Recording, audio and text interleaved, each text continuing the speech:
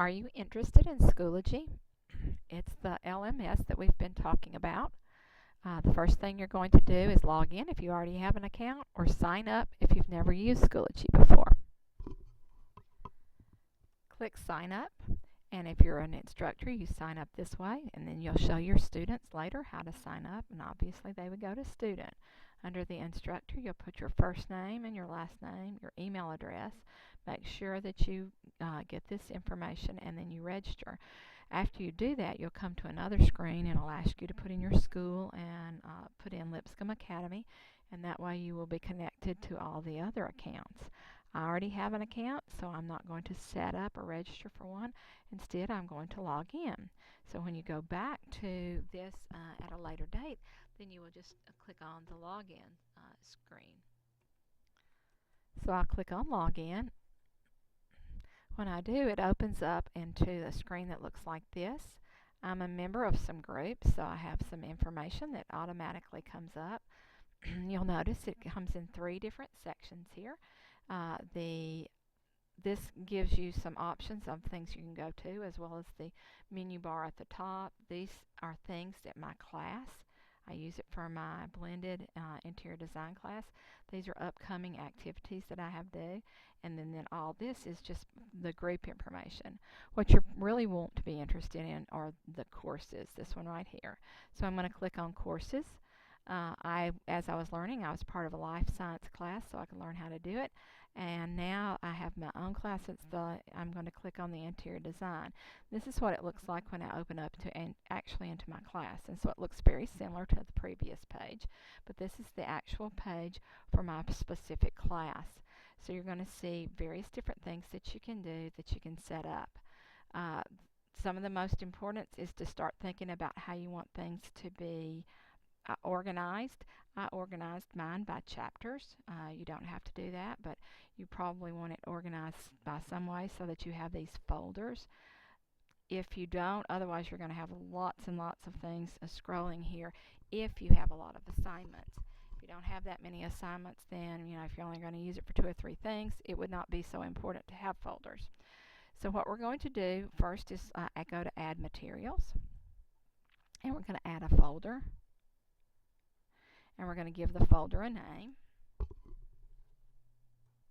I can type in chapter if I want the chapter to show. I can give it a description. I'm not required to. The little asterisk here means this is the one you're required to fill in. You don't have to have a beginning and ending date. That's just up to you if you want it to. You also can choose whether or not you want it to be visible now, or if you want it to be hidden, and then wait until after a start date, or if you want to put that in. So if it's something you don't mind it being visible, you can just leave it visible. That's what it's going to default to. And then you just click on Create.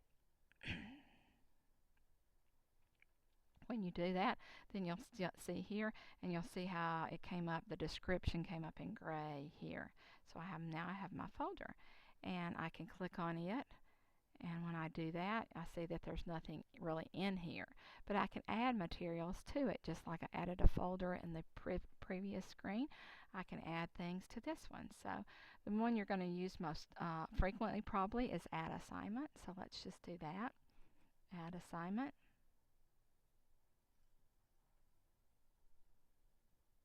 And you're going to give your assignment a name. Okay, I've given my assignment a name. I can tell my students what to do in the description area. I can also pull up a file, so I can go here, click on that, and find the file that I want to link to my particular assignment. I'm going to cancel that. I can also link it to a spot on the web, so if you know something, you have it on a Google Doc, or you have a URL where they need to go look at something, then you just put that in and you can attach it. This is a resource. If you would like to add a resource, that's another way that you can do that. The due date you can put in. You can choose to leave that blank. That's up to you. If you want a due date, you can choose to have it post how many points it's worth. If you want it graded or ungraded, ungraded means you're not really worried about it going to the Schoology grade book. It's something that you're going to grade manually, or it might be something that you would You want to put it in your grades so that they all post together on the Schoology site. But since we have RenWeb, that one might not be necessary.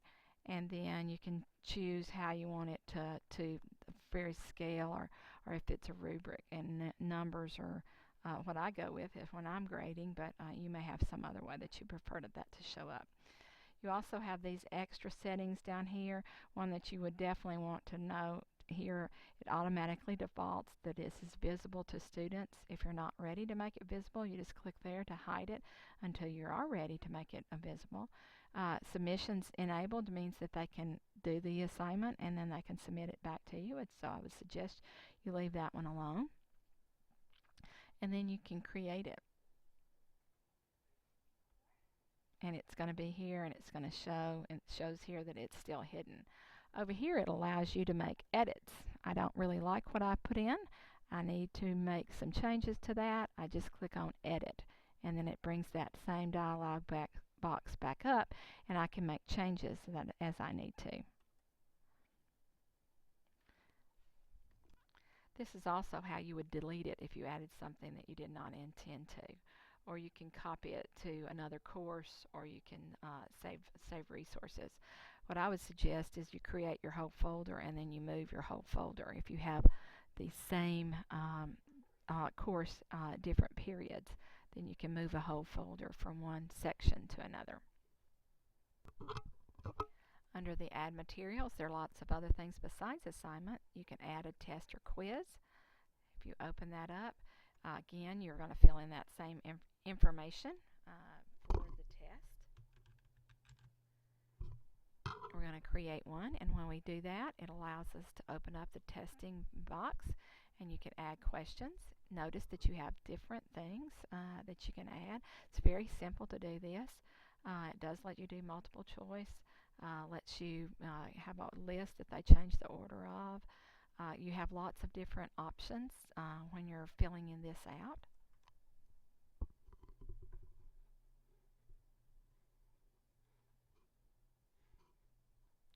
When I want to navigate around, I can just go up here and click on these. I don't want to save that test, so I can just delete it. I'll show you a little bit more about creating tests in the next video. I can navigate back to my class by clicking on the name of the class, and I go back here. If I need to make edits, remember, then I'm just going to click on one of these and I can edit it. If I need to make information changes on this particular chapter 20, if I need to edit something that's within chapter 20, I need to open it up, and then I can use this button to edit. Okay, when you create a course, you may have noticed as you were creating a course earlier, see how mine says Section 1? When I click on this and open it up, it opens that one up. But if I wanted to create a new course, I could go here. And if I'm doing Housing and Interior Design again, it automatically gives them the name Section 1. Since I already have a Housing and Interior Design Section 1, when I type it in again, it automatically names it Section 2. If you want to change these to something like Period 3 or something like that, so you know which class is which, you're welcome to do that. It'll just click on it and it'll let you change that. And then you can put in the subject area and the various things as you create your class. And so we're going to create a separate section. Oops.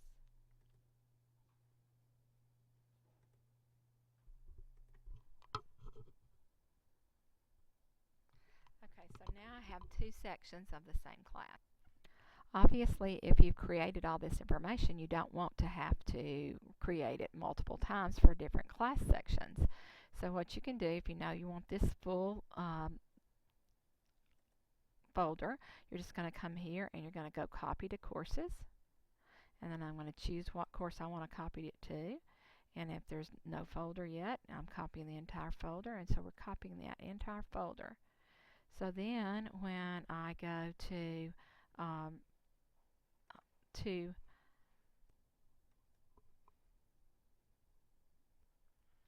tell it to copy the folder, this comes up and making sure that this is where we want to do and this is where we want to copy it to. So I'm going to copy the folder again.